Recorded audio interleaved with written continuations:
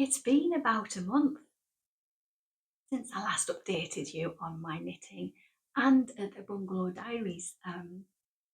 Probably can see a change in backdrop, a little bit calmer and a little bit neater. So I have some updating for you I have a bungalow diaries at the very end of the episode. If you're not watching this in real time with the new episode release, it is October 2022. My name's Michelle, and we're in the northeast of England here, hence my accent. I best talk about knitting and apologise for the halo of light that is just above my head, and in contrast, my hand-dipped candle, handmade candle that is burning like a damp squib and is no use whatsoever. There you go.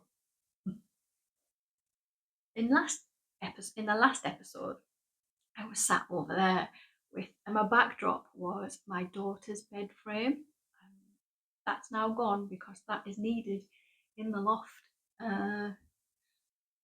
But I draped my blankets. They were creased blankets. I only found out they were creased when I was editing the video, but never mind. I put my creased blankets as my backdrop. You know, just making do with what I've got available and trying my best. And behind my head, I had the Marie Wallin Shetland book because I was going to update you on what was happening with me casting on the Yell cardigan that I really wanted to cast on. I still haven't casted it on because I've been procrastinating. I've put so much pressure on myself with this one. And I think I'm at the realization that now's not the right time. I don't have the cognitive ability, and I know I don't have the cognitive ability. And what's stopping me is I'm not afraid of failing. I'm fine with failing. I'm afraid of not getting that cardigan. And I think how my cognition is at the moment, I probably won't get that cardigan. I think it's too hard for me right now. I've come to that realization after a little bit of a process. Let me explain the process. I decided I would practice stranded colour work, something which I've knit absolutely fine before, previous to all my treatments. I wanted to knit myself a Christmas sweater, and I chose Festive Sweater by Skeindeer Knits, and I was going to knit it in the, it's obvious I'm not going to show you a sweater already, isn't it? I was going to knit it in Holst Supersoft, and I chose the two colours, carmine and nougat. And I'll pop a picture on. I was doing fine. I got the first start in, but unfortunately, yeah, I'll explain. I used to work with children with special educational needs in mainstream schooling, and it was my job to take whatever the child needed in terms of their own ability, cognitive ability, physical ability, emotional, social ability even, and find a way to make sure that they're included in normal, stupid word, conventional. And that's what I used to do. So I already know, and I'm quite confident and happy with explaining to you that I know that conventional can be a barrier to some people in their progression and their learning. So all that said, knitting swatches for this, because I wanted to make sure that everything was in place. I wanted to set myself up for success with this festive sweater. So I knit myself a swatch, washed it, blocked it, knew my stitch gauge, knew what needle sizes I need to use. It's all over the internet that to be a proficient knitter, you should knit a swatch. And I know some people reluctantly admit and feel a little bit, oh, I didn't swatch, oh dear. I am not going to do a gauge swatch anymore, because not 24 hours later, I knit that star in the Festive Sweater. My gauge was wrong. My gauge was wrong. And it's because I'm an empath. I feel energies in the room. I feel other people's energy, my own. I'm very hard on myself with my own energy. It takes me a long time to come down from a high. It takes me a very long time to come up from a low. So my tension does that throughout the space of a day. So my gauge has to be fluid. My gauge has to be, I have to watch it all the time and change up and down accordingly as I'm knitting the piece, not go off a gauge swatch. So anyway, I went off a gauge swatch and I was off straight away. Didn't check it, just trusted that it would be all right, be okay. And now I ripped it back. I ripped it out, started again with this new method of mine that I'm not going to gauge swatch anymore. Great. Got to the same point and the star just, I'm making mistakes in the chart on the star. I couldn't get it. I couldn't get it. I put a picture up. I couldn't get it to look. I must have made multiple mistakes. So, in my wisdom, before this point, I'm going to have to admit that I don't hear it very often, if at all. I don't like knitting with Holst Supersoft. It is so thin and stringy. And I'm surprised because I love knitting with Shetland yarn, and Shetland can be rough on your hands, and this is kind of rough on your hands, but I think because it's got that oil in, it's just weird. It's like knitting with bits of string for me. I know so many people love whole super soft, but it's not for me. But in my wisdom, I thought, two-strand approach. I'm going to soak my yarn. Thankfully, I just soaked on ball. I'm going to soak my yarn, get it to puff up, take all the oils out, and then I'm sure I'll like it. And you know what? This is a really good idea because I'm using red with the kind of like very light grey, creamy grey. The colours might run. I was convinced I was doing the right thing. And yes, I actually was doing the right thing. The way I went about it was very wrong. So I have got it here somewhere in my big pile. Where have I put it? Where have I? Where is it? Oh, I haven't brought it in. I'm going to pause a minute. I am hopeless. So I'm back.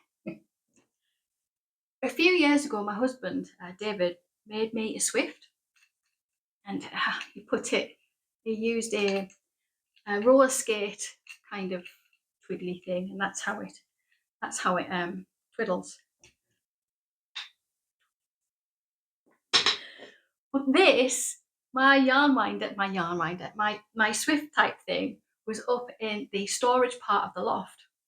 And I thought, oh dear, can't be bothered.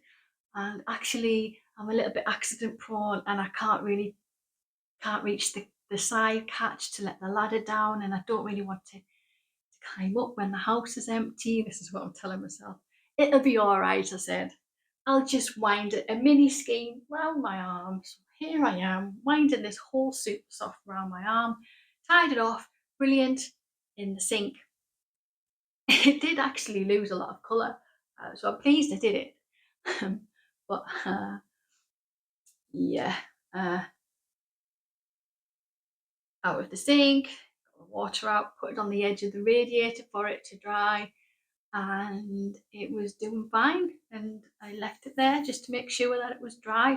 Felt a lot better on my hands, and then it was knocked on the floor. I was like, oh no, no, no, no, the skin's getting a little bit matted. Back on, knocked on the floor again. Oh no. And I think I knew at that point, because it was just a mini skein and it wasn't in any order. It was kind of like wrapped all over the place. It didn't kind of go around, and I think I knew at that point I'd probably lost it, and I left it on that side of the radiator for probably longer than I should have.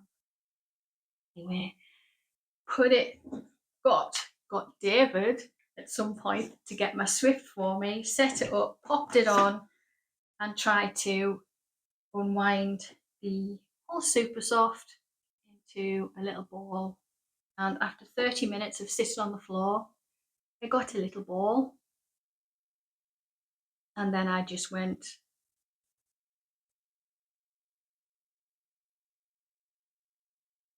this is the colour, by the way, although it looks a little bit orange because the light here is, this is a bright pillar box red.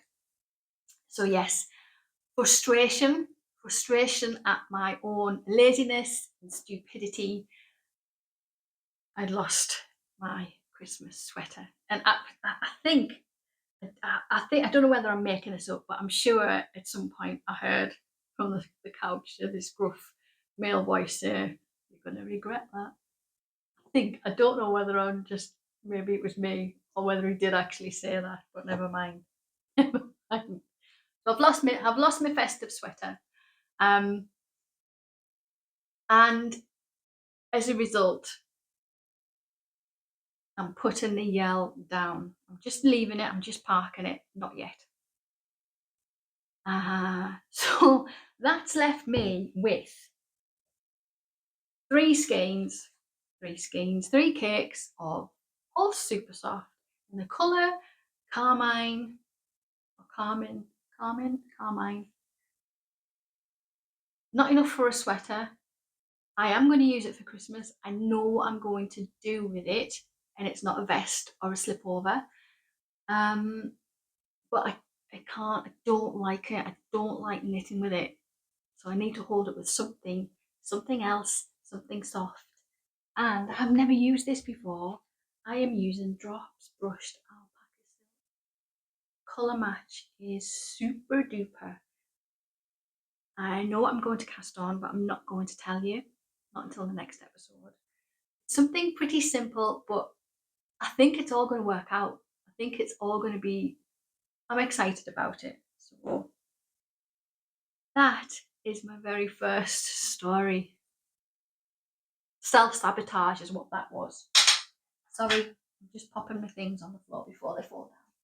Yeah, laziness. I ruined it. I ruined it for myself. Yeah, pop them over there. The last time I was saying that I had some leftover, I must open my notes because I will forget the colours, leftover Crazy Zalba ball in the colourway Fluspet, and I was using Drops Farble in just the brown to do the foot for myself, and I've made myself some boot socks. I wanted them to be slouchy boot socks. And these are for my walking boots. However, I couldn't find my walking boots to film this little portion. So you've got me in my little black smarter boots. I think my walking boots must be in the camper van. But you get the idea, and it has worked. It's worked brilliantly. So I finished those. This was just my own vanilla sock pattern, but obviously I don't usually do what's that called? What's the leg portion? It's called a leg. The leg portion of the sock, as long as that. Got that worked out. Pop them in my basket. I'll be honest. Yesterday, it was TV gold. Really, it was YouTube gold. I'd already filmed this yesterday. The light was far better. I didn't need this halo of light behind me. And what happened was I went to finish off the bungalow diaries to put on the end of the video, but I had too much space full on my phone, so I had to delete some files, and I deleted my podcast recording. But what had happened was I had my empty basket here. You can't even see. I put my socks in, everybody. Can't even see them. Oh dear. I put them on there. I had my empty basket here the whole episode, and was just piling things on the floor. And at the end, in my own madhap way, I just went, "Oh no!" I've been putting them in my basket. It was brilliant, and yeah, mm, that was rubbish in comparison. Never mind. Okay, we're flying. We just keep going.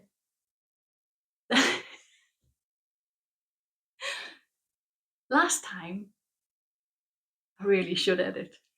Last time, I was saying about David's been wearing these. I'm going to sit and talk to you about picking all the bits off. I was knitting David some socks when we went to Scotland, and I had some very thin wooden needles that I snapped. They weren't appropriate for travel needles. Anyway, I bought myself some higher sharps. Ooh, like I said before, I'm not accident prone. I don't really hurt myself, but I do some very. I'm a little bit rampagious. Yeah, I'm a bull in a china shop. I'm a little bit. I make mistakes. I do daft things, so it's probably the safest thing for me to have higher sharps. I think I'll have to look into that. But David's got a. I finished them. There's two socks. David's got a thin ankle but a wide bridge of foot. So on a 2.25mm needle, I started off casting on 68 stitches all the way to when I did the gusset, and then when I was decreasing from the gusset, I decreased to 72. So it's a bigger sock foot bed than it is a leg part, and it works well, except on a 2.25mm needle they are still really pretty tight. He's quite particular, as David, so he said to me, "Hey, yeah, I'll have some knitted socks," and then he tried them on, and he's "These are just for wearing in the house, aren't they?" No, for when I knit them from when it was snowing, you would have toasty warm feet. But yes, if you want to just wear them in the house, you can. Well, I think if I do the same stitch count on a 2.5mm needle, I think he might go, "Oh, I quite like these," and I might see them on his feet. We'll see. Right, the invisible basket. And there's one more pair of socks that I have on the go, and you need a bit of an imagination for these because they're very boring, but they're going to be quite useful. I've been rooting around in my pile for that Swift. All my stuff is over there. Excuse me.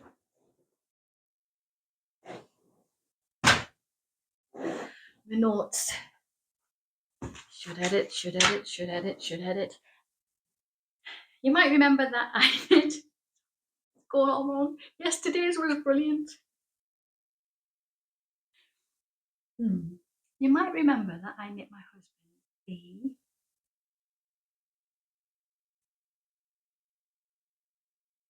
sweater number 18. Sorry.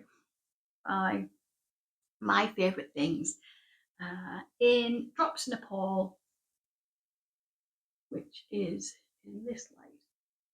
It featured a few episodes ago, and I didn't want to play yarn chicken.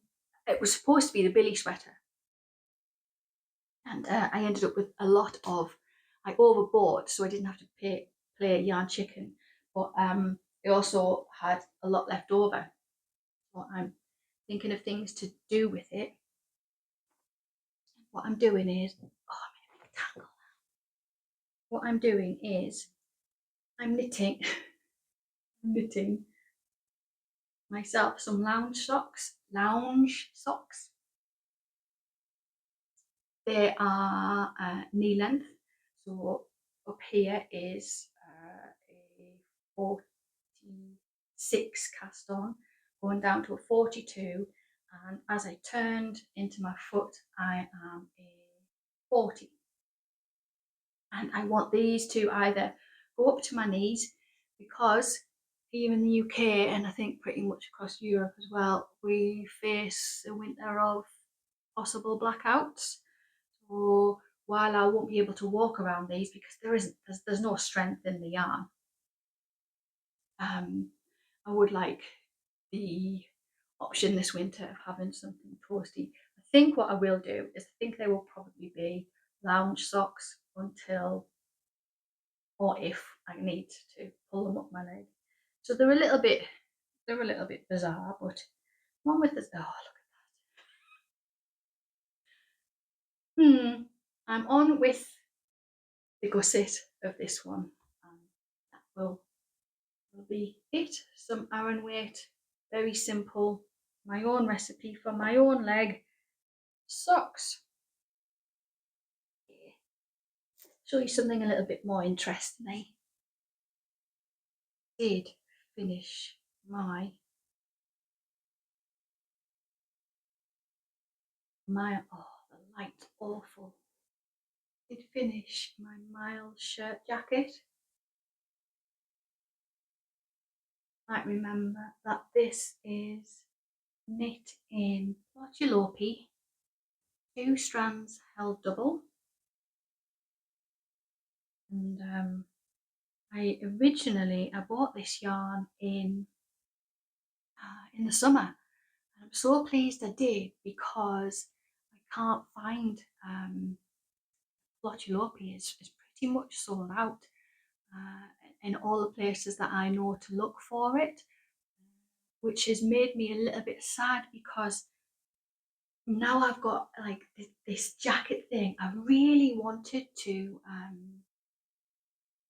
and then I'll just tell you about the buttons that I chose.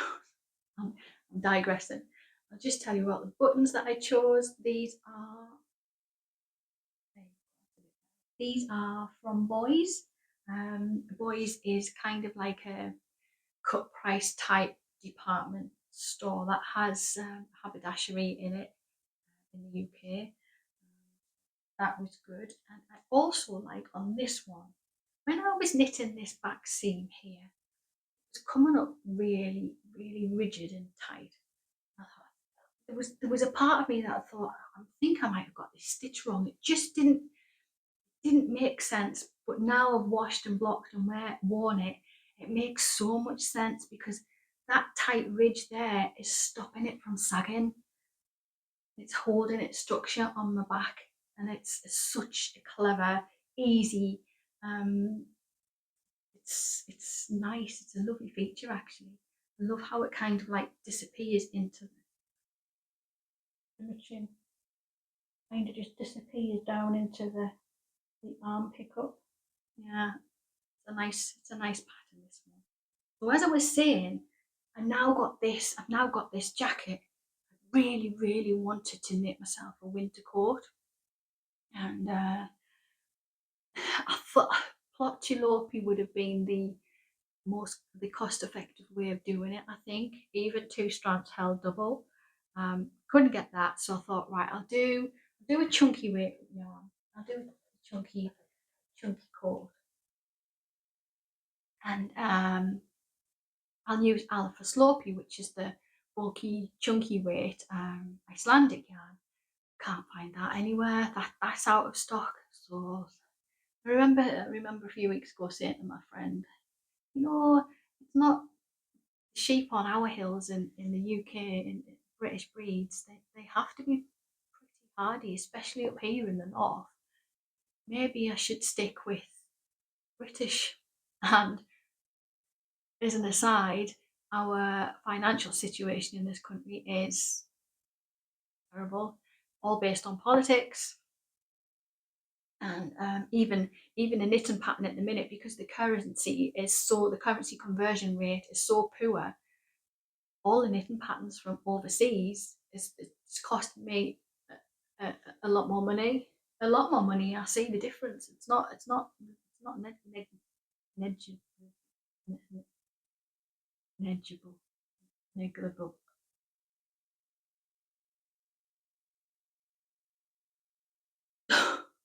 So then,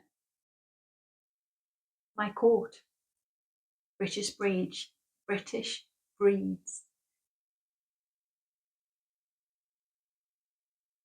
Woollyknit.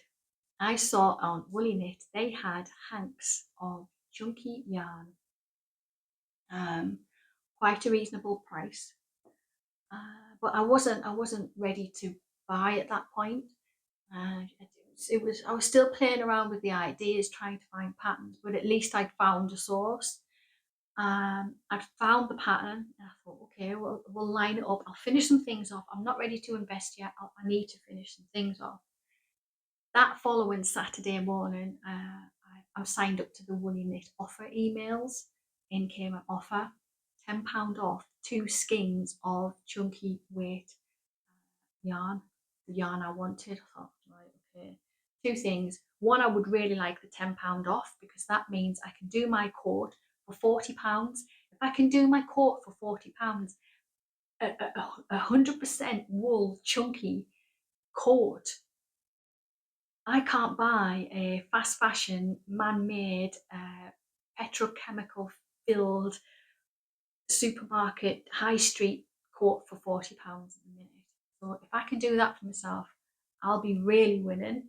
And whenever whenever there's an offer of anything on, things go out of stock pretty quickly, and I didn't want to lose out on this yarn for my coat, so I bought it.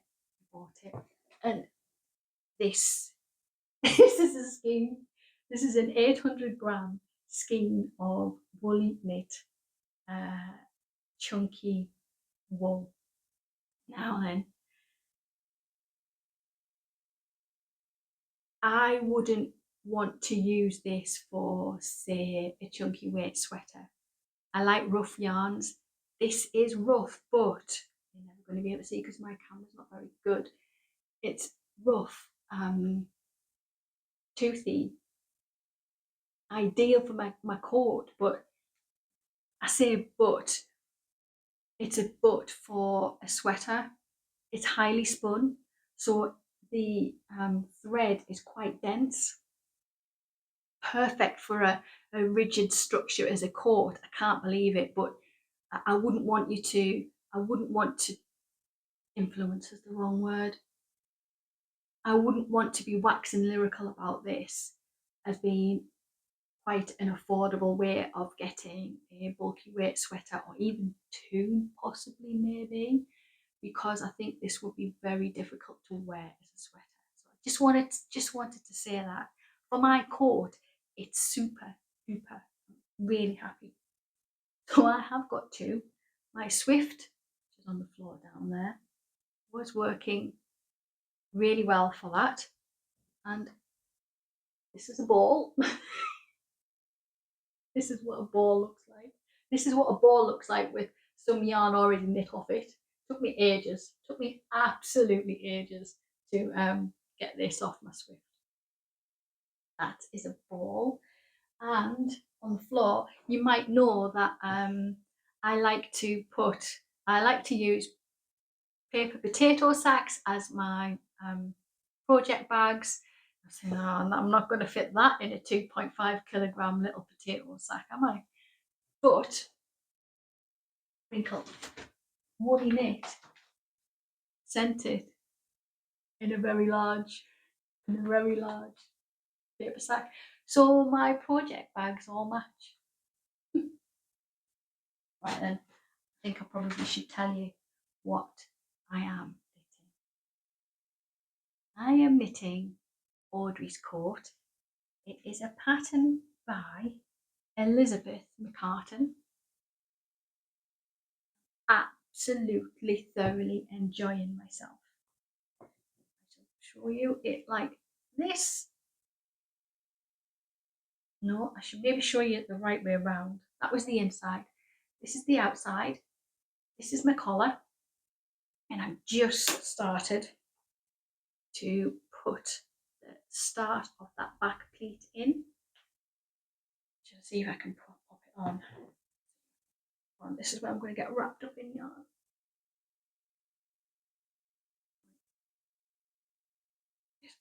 Possibly would have probably yarn might be a silly thing to do. You get the idea. So I have, is it this side?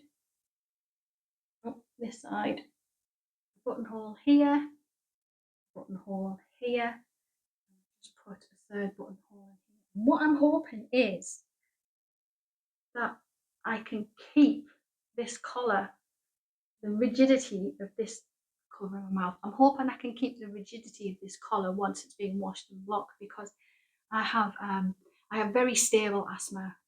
It seems to only be triggered by chest infection and cold, breathing in cold air. So if I can keep that, I'll be pretty happy. But I think in terms of wearing it, it will probably be something like that. Maybe fastened there, or even on that one. Now, I'm okay with it on my neck. I think it might require like a thin merino or alpaca type scarf. We'll have to just see. But I mean, as it is now, it is a coat as well. It's not right up there, is it? It's never going to be like that. So I'm over the moon with it. And I say, if I can get myself a winter's coat, because things don't always happen for me just because I have the ability to do something. And sometimes that is in question. I don't always complete things because I put so much pressure on myself for perfection's not the right word, but I like to know I've done a job properly. And in this, I've got one more knit project to show you, but before I do, I went through a bit of a realization about my own psychology in life, in terms of knitting and other things, in terms of the work we're doing in the bungalow. And what I'd so my saying is, all I want in life is to open the curtains and feel content. And I forget that contentment is not permanent. No one can ever really achieve permanent contentment because it is fluid. It's when we have to earn contentment for ourselves. It's about achieving a job, achieving a goal that you're happy with. You're happy with yourself. You're happy with what you've produced, what you've done, the decisions and stuff. It's and we can't all have that for ourselves. We can't earn that for ourselves all the time. And I know this, and I just need to check in with myself every now and then. So what was happening is, because I'm quite a I'm not a minimalist at all, but I like the things that I have to earn their place. They have to be useful. They have to mean something to me, or have to really like. And that wasn't so for someone like me to need to have 3 knitting projects on the go, I tried to resist it, but it would always happen where I would just cast on something else. And what I noticed is there was always very easy for me, and intermediate for me, and something more challenging for my abilities, always on the go. And what I'd worked out, it was because when I have a disaster, say when I have a disaster with something, with this one, I was winning on, where's it gone? Did I not put it in here? I was winning on my knee socks, getting excited because that was waste yarn, leftover yarn, and it was going to be something useful and needed this winter. So that was keeping me up when this was dragging me down type thing. And I think that's what it's all about for me. It's about the tiny little goals, the tiny little wins that help keep the mind and mood buoyant. And I say more about this in the Bungalow Diaries because we weren't getting the, I'll explain it in the Bungalow Diaries, but the opposite was happening for a short period of time. And it really can pull you down really quite quickly if you don't have the ability to have the little wins along the way. So all that said, the last time you saw this Drops Alaska, it is in the colourway toffee, and it is aran weight, 100% wool. It was in the Lady Marple cardigan, and I got all the way up to the neck, and there was an instruction on what to do. I no longer have the Lady Marple cardigan. There was an instruction about what to do for, there's a portion here we had to bind off, and it was written in such a way, it was just numbers. It was just a collection of a couple of numbers, and I didn't understand it, and I couldn't, nothing was coming up on YouTube, on Google. I couldn't work out what this was, and I pulled it out. And I since know that I had an older pattern, and in the updated pattern has been rewritten, and it's for, and it's binding off this portion of the neck instructions. So I was really upset. I was really upset I hadn't checked. I was really upset I'd missed it. I'd really upset that I'd snapped and I'd pulled it out. All of that lovely, easy for me lace work. Easy but effective. I really liked it. I really wanted it. And what I was doing with that cardigan was that I was trying to use the blocks of the lace work on the front, but I was manipulating the actual pattern to come into around my lower torso to sit above my tummy, because that is the I was playing around with what I thought would fit. So I didn't invest in a sweater quantity of yarn for that project. It was on the short side. So when I pulled the project out, I didn't have enough really to find another like-minded project that I could.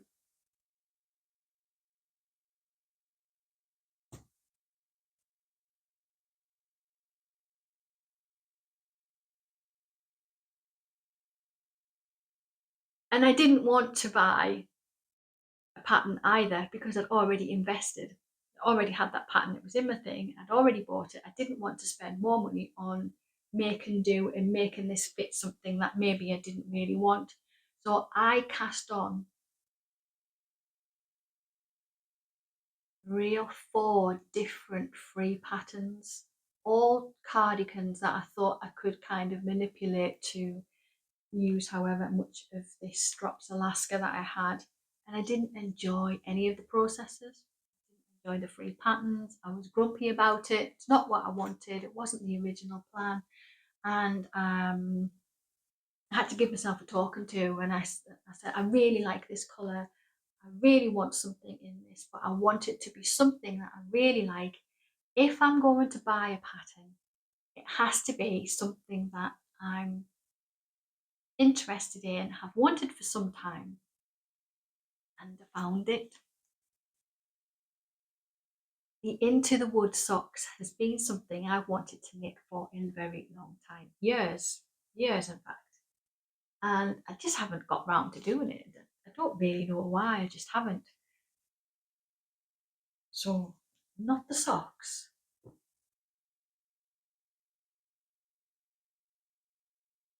Scarf. I'm having such a ball with this. Oh, also, tension. Right, let me see. Yeah, that is picking up. So fine here, fine here, fine here, fine here. Kicking out here. This is, it's kicking out a little bit there. But this is a morning's work. About that will be an afternoon's work, an evening's work, and then this will be another morning's work. So that's a space of probably, that's 24 hours worth of knitting in there. So you can see how I go up and down, up and down. Yeah, don't be fooled by its neatness. It took me quite a few times to pick up the tree pattern. It's really quite simple, but I was having a block. I got through it and then it clicked on this one. These were really neat. These ones were terrible. So I ripped back and I started again, and I'm pleased I did that. It was worth the extra time. So I'm having such a lovely time with this. A lovely time. It is we do knit this scarf in the round, but it's knitting up pretty quickly for a scarf. Actually, it's not a bind at all anyway. This is supposed to have tassels on, a fringe on. I'm not a fringe person. I think I'm going to push the boat out, and I think I'm going to put a fringe on if I have enough yarn left. That's the caveat.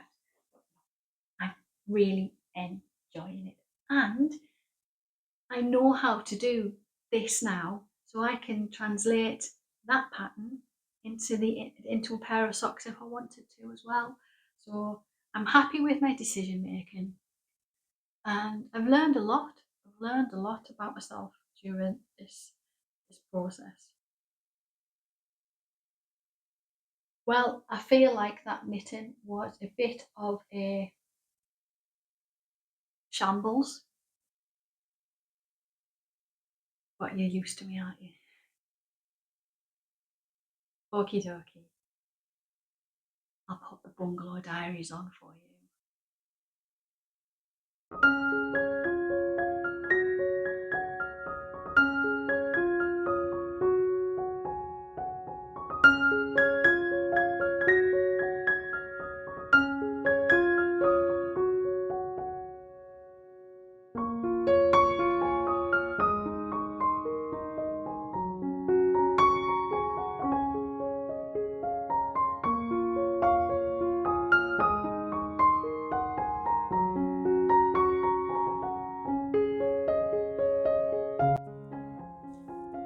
So it's quite the step up and step down now. It's probably a little bit too deep, to be honest. It's probably dangerous, but we aren't ready to put the new step in. But because the new doors coming next week, we thought it would be really sensible to bash that out instead of risking ruining the new door. So this is the loft pod in its bare state. We painted it all white, and I give the girls free rein in what they wanted to put on their walls in their bedroom, and Amy, being Amy, chose bright red. But before we could move on with the colour, we had to enclose the heating pipes, and we've decided to try and get some of the heat from those pipes into Amy's room as part of the heating system. We'll see if it works. We might have to put some supplemental heating in there, but it's worth a go.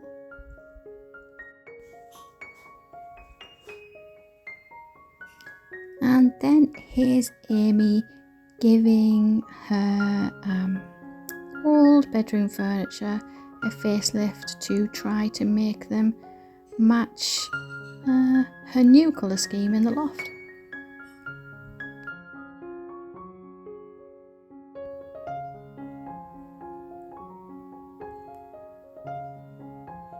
And then it was time to lay the carpet tiles. We've used tiles because we couldn't put a roll of carpet up through the loft, and laminate flooring would have been far too noisy for us underneath.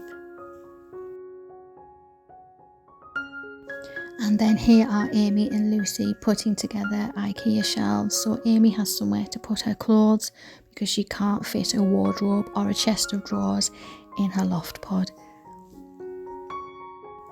And then all that was left to do was cut down the legs of Amy's old bed so it will fit in the eave space, and that can also have a makeover to match the new colour scheme as well.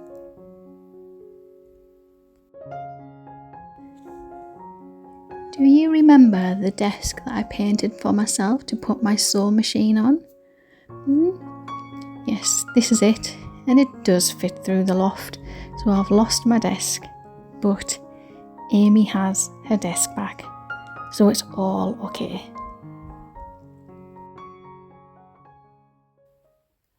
So I have a loft pod to show you. Yep, Amy's just turned 18, and I am sat right on top of where the ladders are. This wasn't supposed to come in here. This is my sunroom chair, which I've now lost. We still need to get the electrician to come and wire up all of the lights for her, and there's a light switch by the ladder.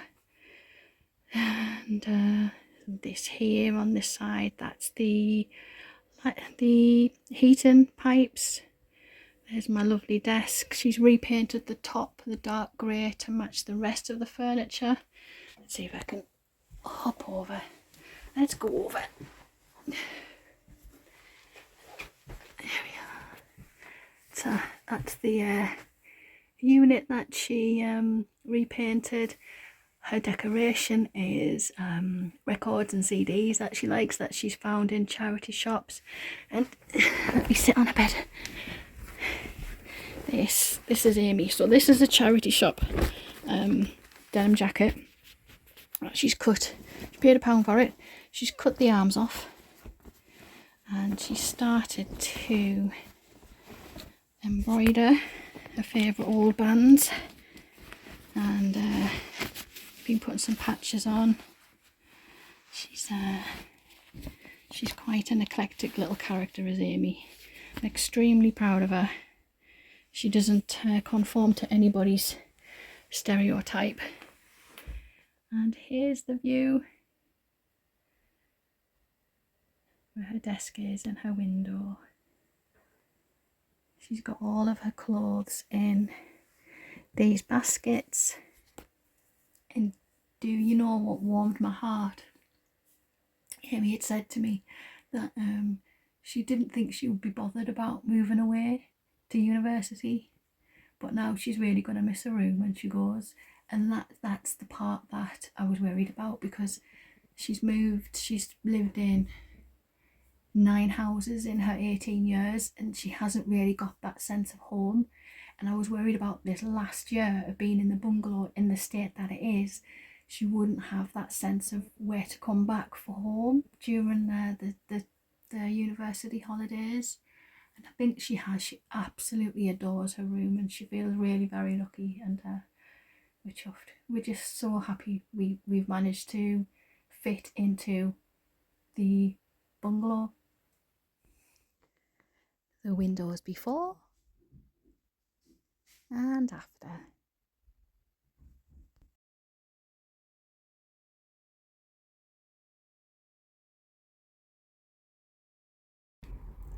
So now the plasterwork from the window installers doesn't match anywhere near the plasterwork off the pebble dash that we scraped off.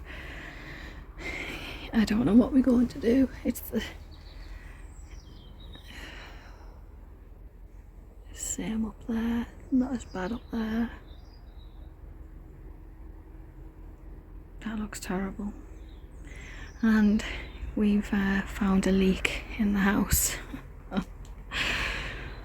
So this is the damp patch that's shown itself. We've been watching it for a little while, and what's happened is David's noticed that on the boiler, it was the boiler was it the boiler losing pressure, David? Yeah, the boiler was losing pressure, so he's topped the boiler up, and we've realised that every time David tops the boiler up, that this becomes darker up there.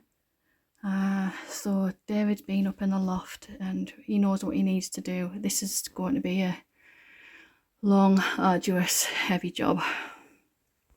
Okay, so this is the back side of Amy's loft pod, and then this is the other side of the loft that we're just keeping as a storeroom. And then We've got David here, he's in the eaves. Can I get under to see what you're doing a little bit? Oh, he's in the eaves. I'll push you now. Yeah. Other way. Yeah. Right, so what's happened is these fittings, I don't know if you can see where they go down, so they're going down into the ceiling, and this fitting here is actually leaking. You probably won't be able to see it, but it's dripping. But you can see it's really tight, and I'm gonna have to somehow try and get them fittings off and put new ones on. That one there, I believe it is. So let's see how that goes. Still recording mine. That's alright. Thanks very much. Ow, my head. Yeah, I bumped my head. I just thought I had a better reveal, a little secret that I've been sitting on. Little Miss Colour Reverse here. Usually has everything cream, beige, greys, greyish. Yeah, me and colour. As you know, if you've watched the Bungalow Diaries from the beginning, we don't get on too well. My confidence isn't there. But I have a bright blue fireplace. It took some pushing from David and the family. It'll be all right. It'll be lovely. And even as I was painting it, I was, I don't think I'm going to like this. I absolutely adore it. It's not finished. I might need your help here. We aren't sure whether to do the inside, the navy blue, or to leave it. This is just the fireboard here. Should we do it a fireboard colour and go for slaked lime, which is one of these colours here. Come up close. I have to do it this way. I'm showing you a bunch of whites and greys. Yeah, that's coming up. Maybe that one. What's that called? Linen wash. Wood ash. Maybe that's a sign. Wood ash might be quite nice. Yeah, so we're not sure. Personally, I think I quite like it with the lighter back, and we'll also be putting the lighter colours on the other walls. Yeah, the curtains that I have are my old curtains from my other house. They're like a kind of like a grey beige. So they're coming in here because they are massive lengthwise. They're very long lengthwise, and because the window here is really quite wide, what I'm going to have to do is cut that off and have them long ways. So the width of this curtain will then be the drop, and I think it should fit. I think it's the only problem with this is, see if I can show you. Yeah, can't believe it's like showing you dirty linen on the TV. They are sun faded, but they're thermal lined and blackout as well. These are super good curtains. So what I'm going to do is I'm going to make, this is the curtain, and then I'm going to get some backing. I'm going to make a backing that I will loop on through the hooks that will, for the outside looking in purposes, will sit and hide that. I don't think I've made that clear. If you know curtains, you'll know what I mean. I'll show you in the end. Yeah, so I have some work to do on the sewing machine. Yeah, this is the colour. This is little green in, I wrote it on the back of my stirring stick. I'm quite good at this podcasting thing. Yeah, so on the back of my stirring stick, it says that this is the colour Royal Navy and it is in Intelligent Matte. What else was I going to say? Oh yes. On the wall opposite here, so the sofa sits opposite. What am I saying? On the wall opposite what I'm looking at now, I wanted to put this on, and I got the okay with David. It wasn't too feminine, it was okay, and that's kind of what it looks like in the room. And that's pushing it as well. I've never gone for a colour like that, and I quite like the idea of the dark pinks, like the berry pink, for my desk in this corner. That David's going to make me a corner desk, I think. But my mum-in-law come in and she said, Michelle, I think it's bad luck if you put peacock feathers in your house. So now I'm not sure what we're going to do. We're having some conversations through WhatsApp this morning between me and David. He's at work, I'm at home. We're having some conversations and we're wondering whether we could maybe have a bookcase wall as a feature wall, or run some cabinets across and make it, because it's not a very big living room, it's quite a small space, make it more snug like and more I love books. I love to hold a book. I love to see the cover of a book, but I don't have many because I've never had anywhere to store them. So instead of a feature wallpaper, maybe we could use that and have either David can make one, price of wood, or IKEA or something. Maybe we could make that back wall useful. Yeah. There was one other thing. Yes. When the stove was installed, we found that in the scrap pile.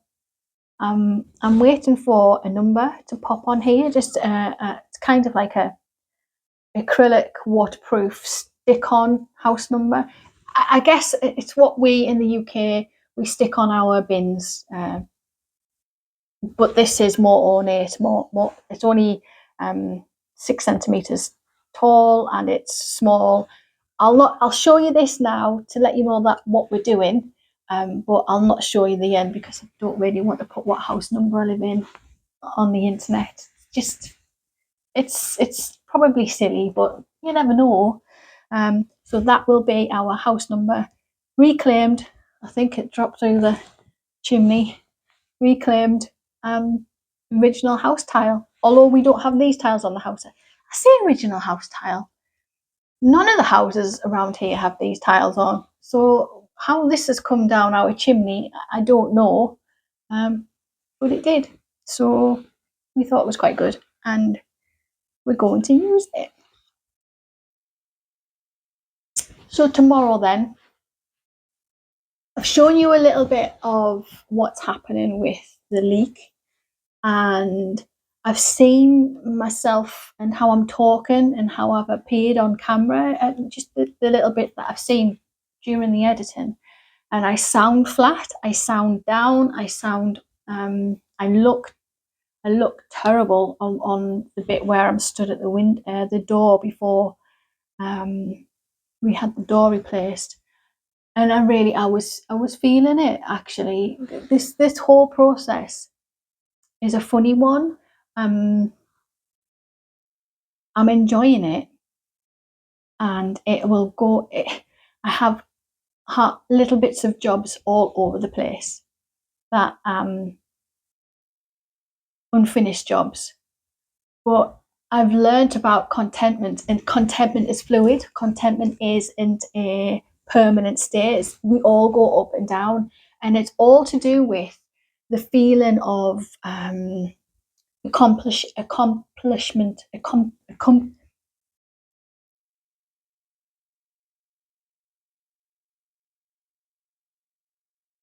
doing a job well and finishing a job.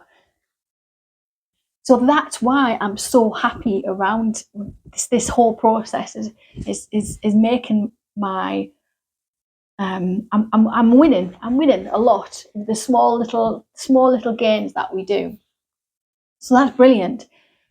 Invite the trades in. So the trade people that came to fit the windows, the 2 front windows and the door, and the tradespeople that came and fit the store for us. That was it came at a similar time, and that was a really stressful thing for me to have to deal with, because it was me that was dealing with it. David was at work. So we're having a lot of things go wrong actually that you haven't seen. They took the big windows out. There wasn't a supportive lintel. There was nothing holding the ceiling, the roof up even. And we've put Amy upstairs in the loft. So that cost us a lot more money than we thought that the windows were going to cost. But at least we are safe. The house is safe. But even things like they didn't want to patch up the plasterwork, because you're going to skim this, aren't you? And we were like, actually, no, we've had this skimmed. That wall is okay. We can work with that wall. I would like the whole patched, please. Said, oh, you're going to have to knock all this plaster out because it's all damp up here. I'm not stupid. I know our house is not damp. I know that plaster work's not damp. So trades have, I think because I'm a woman and I'm quite a quiet lady on the surface, I think people think that they can just pull the wool over my eyes and I won't know. Well, I do know. I make it my business. My dad was a joiner, and he also fit windows. He warned me from an early age, don't ever let trades fob you off. Educate yourself. And I do. I'm going to start waffling, and I shouldn't, because this is already pretty long. But on top of that, as David is doing all the little jobs that he needs to do around the house as well, he's finding the shower trays leaked in 2 separate places. We've got the receipts for the shower tray, and it's not 2 years old. And he's finding that this problem with the leak, it's actually going to be a week or 2 week long process, because there's bodged jobs. Trades have come in, we assume trades have come in, and they haven't done things properly. So every little step at the minute, we aren't being able to accomplish anything, because we're having to take steps back. And that's hard in terms of contentment and happiness, and our moods in terms of the progress. Even so much as the outside wall that I painted, I knew that would get scruffed up. I knew I would have to repaint it. But by how much I was quite shocked at. I just completed all of the windowsills. I've used this company before in a previous house, and that they installed windows in my house was finished, and they didn't scratch anything.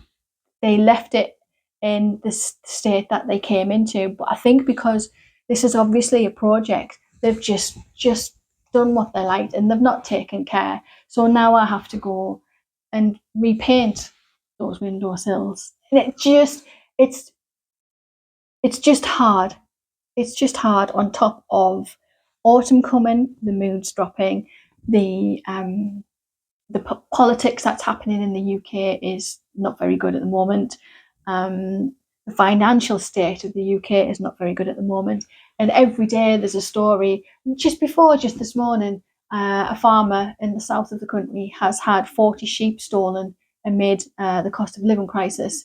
£17,000 worth of his livestock stolen, guided out of the field. And that's modern Britain. Not normally. I mean, it hit the headlines. Things like this don't generally happen to farmers' sheep. But I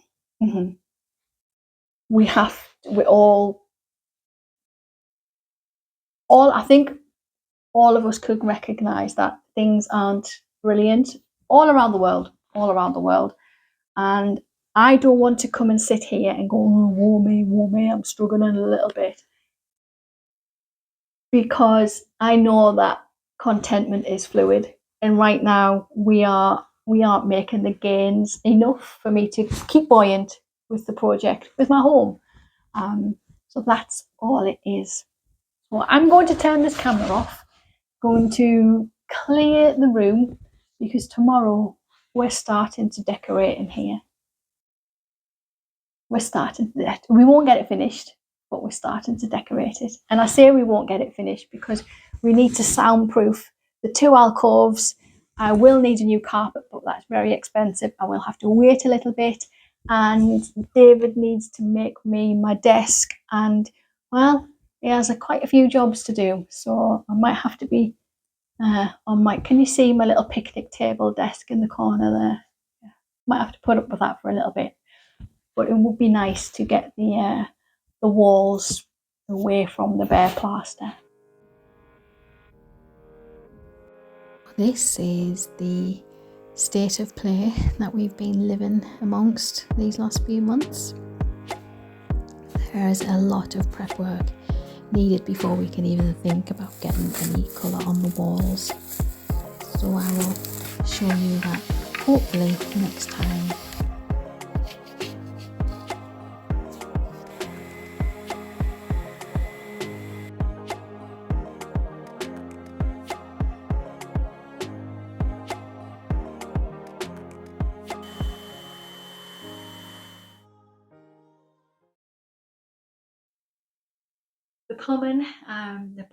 The plumbing issues were ongoing, but David's fixed them all. We ended up nearly losing a radiator that started to go off as well. We didn't have heating in this living room for a couple of days, but he's fixed it. He's learning as he goes. He isn't a plumber. He's not particularly skilled or educated in anything that he's done, but he's learning as he goes. And we didn't get the off-grid project to work on, but he's really, really within a community. He's living in an on-grid type community type normal British life and house, where we're managing to bring in elements of our dream.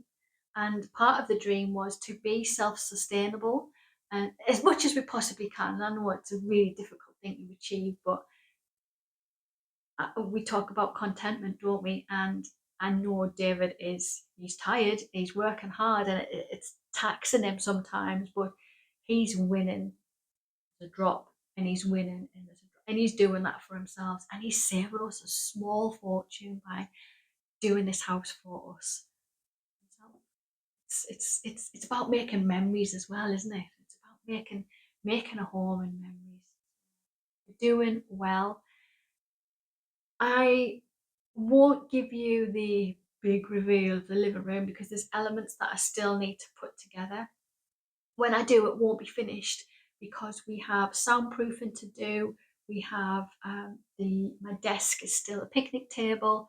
We have other things to do, the shelves to do, the carpet to do, but we're stopping because we have decided to knock through.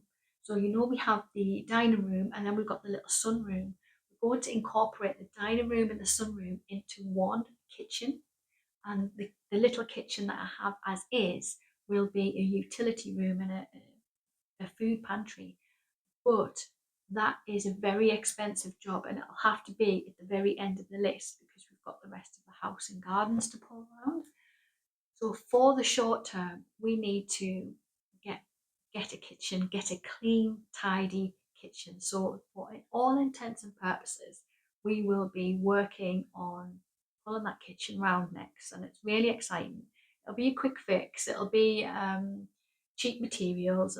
We'll make do and make as much as we can. We'll be using wallpapers and cheap fabrics and just to get it clean, tidied. So that should feature on the next episode, and I will show you the living room part way done. Thanks so much for putting up with the ums and the ahs and the giggles and the things going wrong and me forgetting what I'm supposed to say. I appreciate that you accept me, what and all, and I love that you keep coming back and new people come too. Thank you so much for watching. Until the next time, bye.